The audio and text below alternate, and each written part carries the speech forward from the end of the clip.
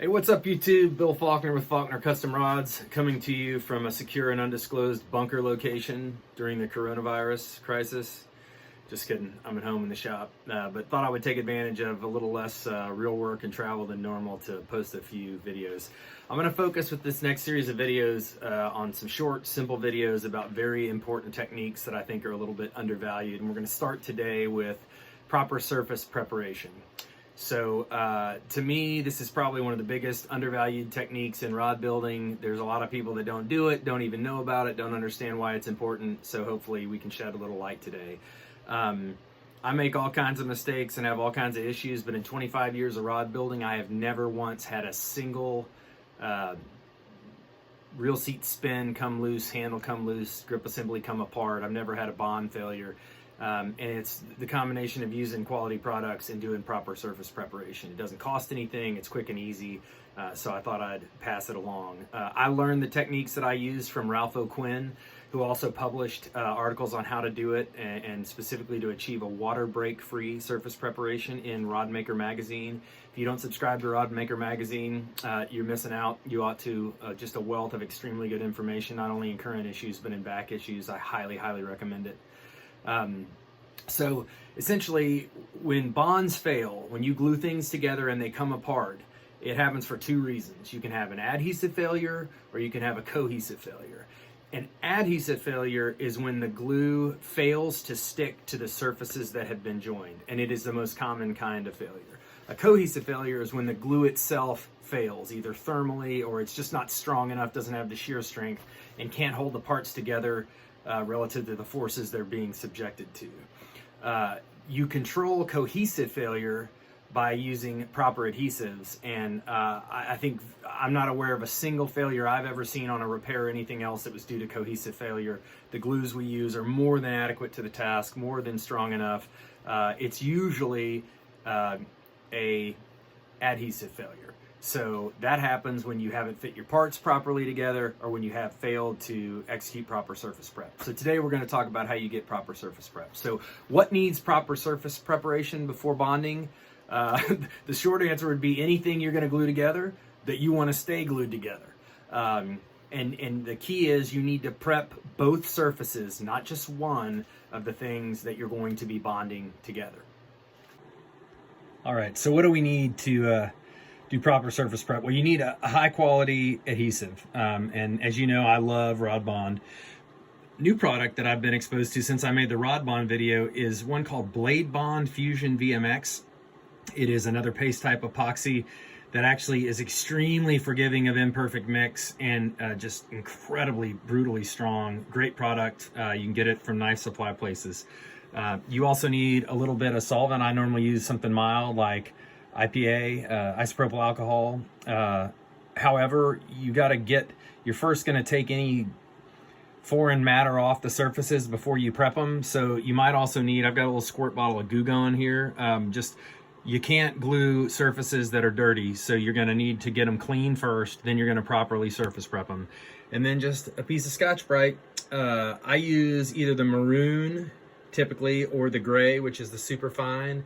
And Scotch-Brite is a great product. You can use sandpaper, you can use some other things, but when you use a non-woven abrasive like Scotch-Brite, not only does it create an amazing water break free surface, it also electrostatically charges the surfaces you're going to bond and helps the glue sort of creep and flow and get in at a molecular level. So we're also going to need a couple paper towels, and we'll go from there.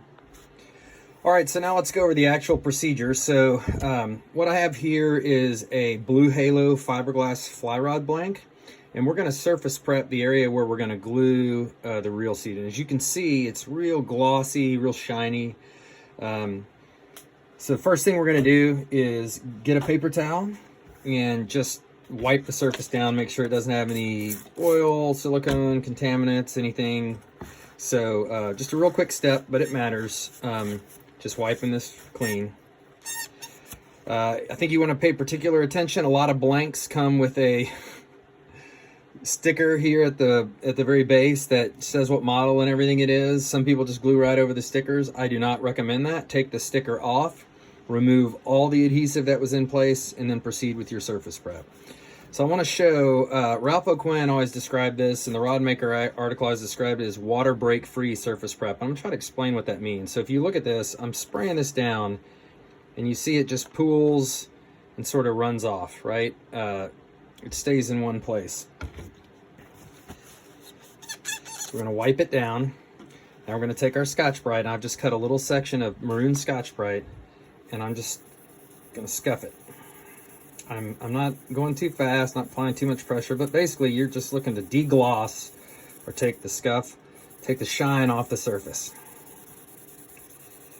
Now, the way Scotch-Brite is designed to be used, what you want to do normally is prep this surface and then do not wipe it down, do not introduce a solvent, do not do anything else. Just as soon as it is prepped, go immediately to bonding. And you don't need to worry about these particles, they're not going to be in the way. Again, you have an electrostatic charge that's here, and it's going to bond really well. For purposes of this video, I'm now going to spray the same surface that I sprayed before. Now look, see how it doesn't bead up? It doesn't, the water doesn't just bead up on top. It sort of spreads and flattens and covers the entire area. That's what we mean by water break free. So again, here's an unprepped section of the blank. And if I can get it to, it just kind of beads up and sits there, whereas when you put it on the prepped section, it smooths out, flattens, and gets into every pore and every surface. That's the same thing that happens when you're adhesive when you go to bond this surface. And that's why we do surface prep.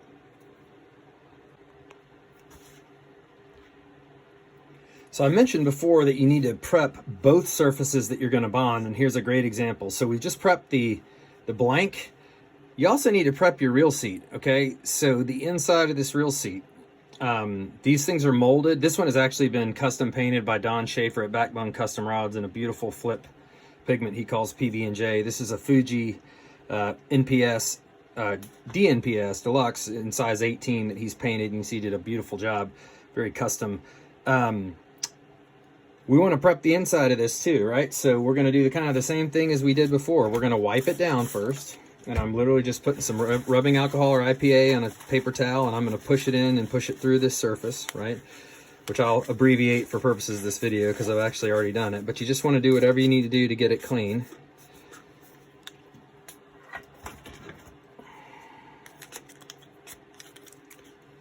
And you will get stuff coming out on the towel, and that's what you want. And then I have a tool here. Again, this is an idea from Rod Maker Magazine. This is just a piece of a mandrel, 3/8 inch mandrel with a slot cut in it. And I'm going to put a piece of Scotch-Brite in the slot and use that in a drill to prep the inside of this reel seat. And I'm just going back and forth and making sure I cover all surfaces. And I'll do it from the other side. And you may not be able to see this on camera, but I've deglossed the inside of that, and where it used to be shiny and have mold release agent and everything else, it's now properly prepped. And again, once you've done this surface prep, we're not going to wipe it down with any solvent or anything else. It's electrostatically charged and ready to be bonded, and we're going to go straight to glue up. So in terms of specifically how I would go about assembling, I would mount this seat with arbors. And so this is a Fuji size 18. I've got some NSA 18 arbors. I would glue arbors into the seat. With the seat having been surface prepped, I would then ream the grip and arbors to fit onto the blank, which has been surface prepped. There's no need to surface prep the outside of the arbors or the inside of the arbors, as long as we've gotten the blank and the inside of the seat. So in summary, tips to keep in mind: always use the very best epoxy you can get. You've heard my opinion. If you're trying to use a cheap hardware store 5-minute epoxy, buyer beware. Again, I've talked about this in other videos, but when you go for a 1-to-1 mix, if you're going to miss with more resin than hardener. It's a very common mistake to add extra hardener, and it actually causes problems. It doesn't help you. Talked about proper fit, but you got to keep an appropriate bond thickness, right? So you still need your parts to press fit together fairly closely, and don't try to fill too big a gap. If you have a big gap, you need to use some form of arbor, either in the form of urethane arbors, tape, or thread, whatever, but make sure you have a good fit. It's much easier to properly bond and keep together parts that fit than parts that are sloppy and loose. And so, just good surface prep is a necessity, but it will not overcome improper thickness of the bond line or poor fit and finish. So hopefully this helped. If you have any questions, hit me up in the comments, let me know. I'd very much appreciate it if you would like and subscribe. And always interested in hearing other topics that you'd like to see videos on. So stay tuned. Gonna be bringing several videos out. Thanks very much.